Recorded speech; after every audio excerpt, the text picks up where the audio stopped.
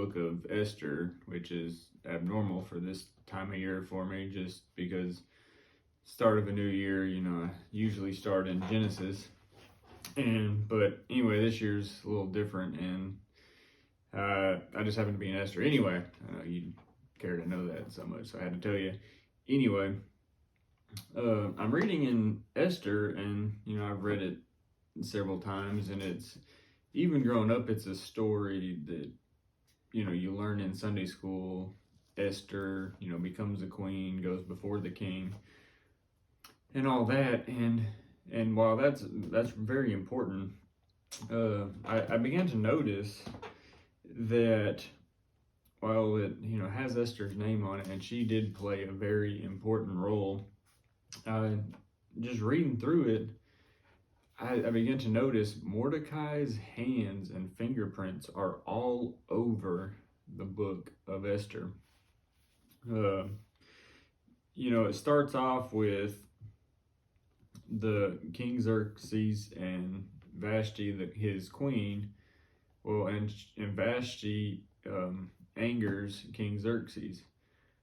And, this was, fairly common, a long time ago, where, especially royalty, if a woman wasn't producing sons, they would kill them. They were, women were possessions, more or less, and so they didn't have a whole lot of rights. Well, so he decides to get rid of her and get a new queen. And it just so happens, he basically have a beauty pageant, and Esther wins him over. And so that's not necessarily the interesting part. Mordecai, he worked in the government under King Xerxes, and he told Esther to not reveal that she was Jewish. He's giving her wisdom. He was actually her uncle. Esther's father died, so Mordecai raised her. So he pours wisdom into her. So, we see that he is instructing Esther, a younger generation, in wisdom and things to do to live. And we need so much of that today. I'll get more into that later. But his wisdom and her following the wisdom of some of the people that knew what the king liked helped her. And I believe part of God's favor was also on her, but she had to listen to the voices of wisdom around her to eventually gain favor with the king. And and then we get into, after she's queen, Mordecai learns about a plot and ends up saving the king. And then you get to Haman's plan to kill the Jews.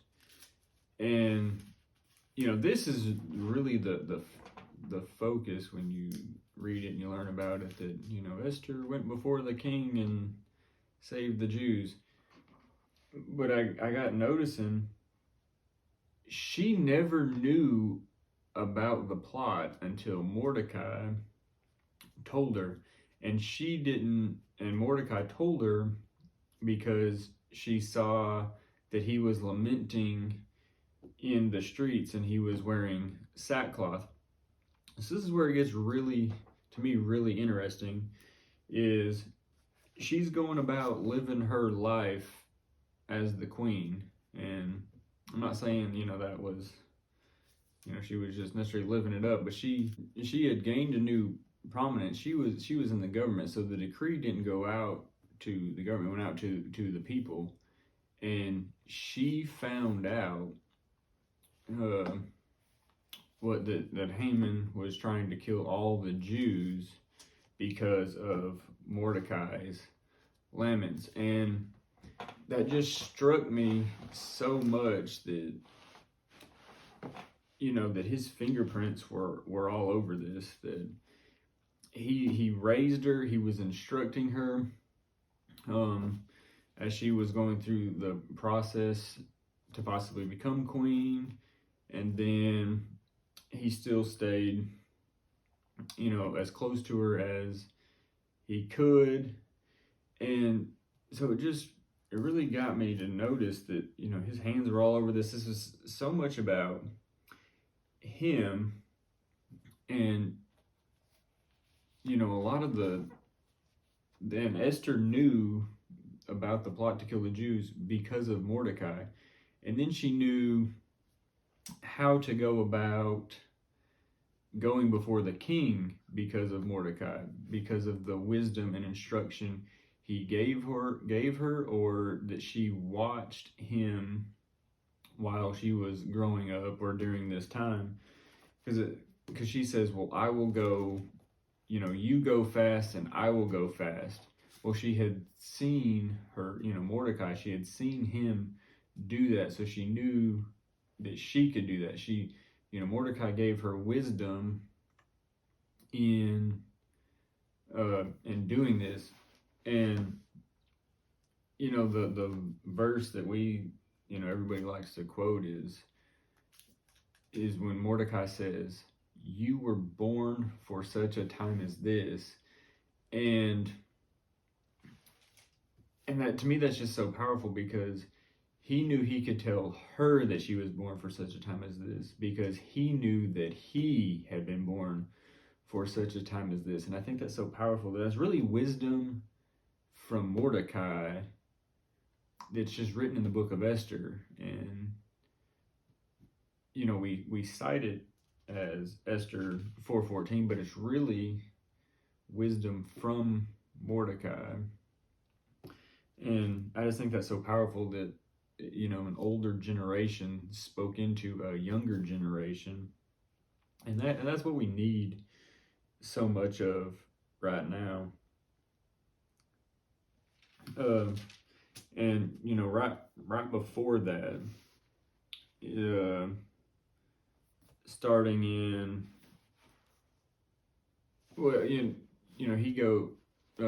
he's lamenting. Esther sends one of her eunuchs to see what's going on, and that's when she finds out that, there's a plot to kill all the Jews. And so she says, well, what am I to do, because I haven't been summoned before the king. Now at this point, she is rubbing elbows, with the culturally elite, and so much that, her life was on the line if she, went before the king just unannounced. But she got so accustomed to the cultural norms and laws of the day that she forgot, who she was, why she was there. And I think that was the other thing that was so powerful about why Mordecai, when he said in 14 that you were born for such a time as this, is that he was reminding her that you aren't just there to be popular, to rub elbows with the cultural elite, that you are to be a light. And I don't know, that spoke to me so much. I just believe that's so powerful. And here he says in, I guess it's verse 13, not 12, sorry. But in 12, she's talking about she hadn't been summoned. 13, he says, do you think you will escape the fate of all the Jews because you're in the king's palace? If you keep silent at this time, God, God goes on to say God will deliver the Jews through someone else. But it's, do you think that you will be okay if you are silent through all of this? And, then in 14, he says, you were born for such a time as this. And that to me was just so just meant so much to me that, you know, so much of what we're going through right now is we have those that are just willing to be, you know, they want to be culturally relevant, and I mean, I can understand that too. You know, everybody wants to be liked, everybody wants to be in the in crowd, and but we have forgot, you know, that we are a light here, you know, what our purpose on earth is. And so much of the tragedies that have happened in the world have been because people have been silent. They have been, well, that's not happening to me, that's over there, that's, if I, you know, if I just keep my mouth shut, I can get by and I can live. But, you know, it's time, we can't be silent anymore. And so when I was reading this, I was just thinking, you know, where are the Mordecais of this generation? You know, where are those that are just, that they're pouring wisdom into the younger generation, that they're calling out compromise in others, and, you know, not in a condemning way, but in a loving way, saying, you know, you were born for such a time as this. You're not meant to just be famous. You're not meant to get, you know, likes. You know, you're not meant to just be popular to the world and just, but you're meant to be a light. You were born for such a time as this. And, you know, it really hit me because, you know, because where am I in all this too? You know, that's the thing. You know, we all have a part to play, but, you know, do I want to be just culturally relevant, or, you know, am I willing to take a stand? And that's what I think that Esther is ultimately about, you know, is taking a stand for what you believe. And, you know, I mean, so much, maybe everything that, you know, America is going through right now is just because so many people have refused to take a stand. We've been silent, and, you know, we don't lament where we are. We're not repenting for where, you know, we just we're either happy with the way things are going, and, you know, I was listening to a podcast, and pretty sure it's Rick Warren that said this. He was, you know, God called us to love the people of the world, not to love the world. But right now, you know, we love the systems of the world. We love the things of the world, but we don't love the people of the world. And that's, you know, that's really, really sad. There's so much hate and division in the world. And, you know, I think that starts with, you know, we'd rather go after things. We'd rather have a good life here, and then we forget about eternity. And we, you know, and ultimately, you know, we were founded on Christian values, and one of our main things was to export the gospel to the world. And we have, you know, forgotten our call and our mandate from God. You know, why He allowed us to be the greatest nation in the world, you know, the world has ever seen. And, you know, I think a lot of us are just sadly okay with that. And so I've been doing, you know, some reflection, just, you know, am I okay with, you know, because so many times, you know, when I was growing up, you know, like the popular kind of Christian-y phrase was, well, the world's just going to hell in a handbasket, and, you know, we're just, you know, more or less trying to survive. And it was kind of, you know, the world's always going to get worse, and, you know, God one day is going to come and rescue us. And the older I get, the more I'm around people, they're, you know, real strong Christians. Not to say those other people weren't strong Christians, but, and maybe it's just the revelation that, you know, we have come to in more recent years. But, you know, we're meant to occupy. We're not meant to be silent and, you know, watch the world destroy itself and go into chaos. And so I just believe we need some Mordecai's. We just need people pouring wisdom into others, though, people that are willing to take a stand and shift the perspective of those, because Esther starts off by saying, I haven't been summoned before the king, and everybody knows if you're not summoned, you will die unless he extends the golden scepter, which is means his favor upon you. And the Esther starts off with Queen Vashti not coming when she was summoned, so she had lost favor. So the king had already showed a willingness to get rid of anyone who didn't do as he pleased. And so we just have to be willing to stand against against the culture. And I know it's hard, cancel culture is hard, and but we have to be willing to rock the boat and stand for what we believe. And and Esther's attitude changed from that to, well, if I die, I will take a stand. So there's Mordecai poured wisdom into her that you were born for such a time as this. You were born to change the world. You can't just keep silent and stand there and say nothing. And we must have those that are willing to pour in wisdom, and then we must have others that are willing to not be silent, because they each have a part to play. Mordecai could only do so much. He was a king's official, but he had less power than Esther, because at this point was queen,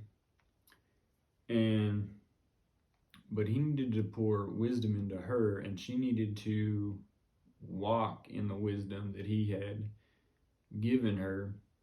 And then they both fasted and prayed. I think that's so important.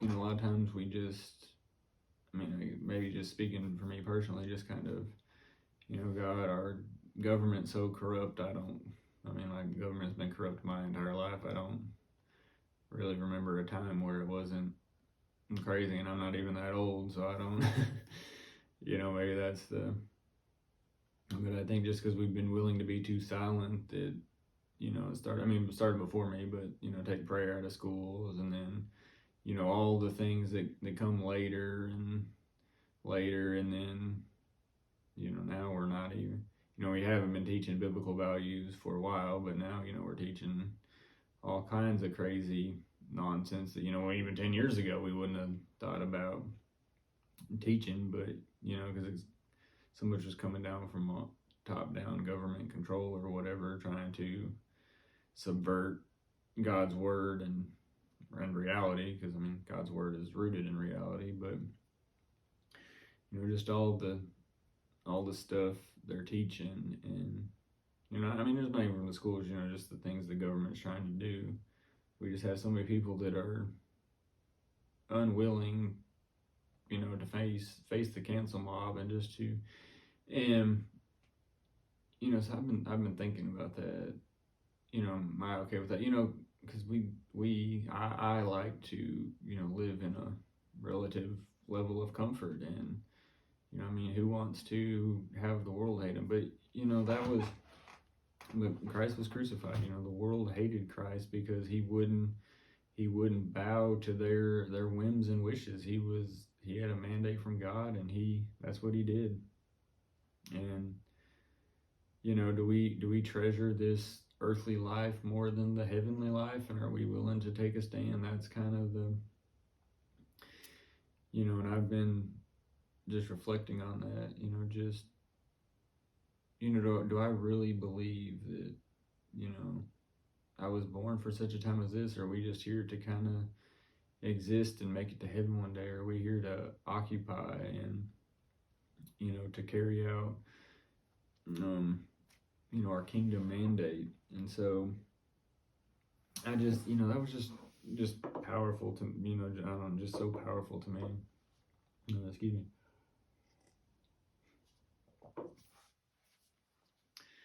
And so, I just encourage you, if you haven't read the book of Esther, go and read it.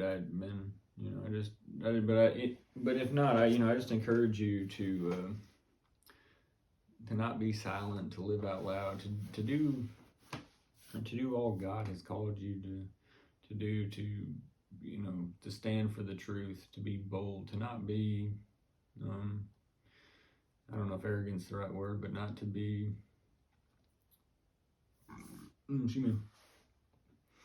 not to be just, I don't know, pushy maybe, but to just stand firm and just say, no, I won't be silent. I won't bow to your woke wishes and your woke ideas that, come straight from the pit of hell. I won't do it. Christ is in me, and I'm gonna stand for the truth. I'm gonna let my light shine, that He, that the Holy Spirit has given me, and let Him pour out through me. So I just, hope that was some encouragement for you, and just, gave you something to think about, and that you got something from that. And, I just believe this is a time to arise and be all that God made you to be, because you were born for such a time as this. Thanks for watching and listening. It would mean so much to me if you hit the like or subscribe button on Apple Podcasts, Spotify, Rumble, YouTube, or like the Facebook page.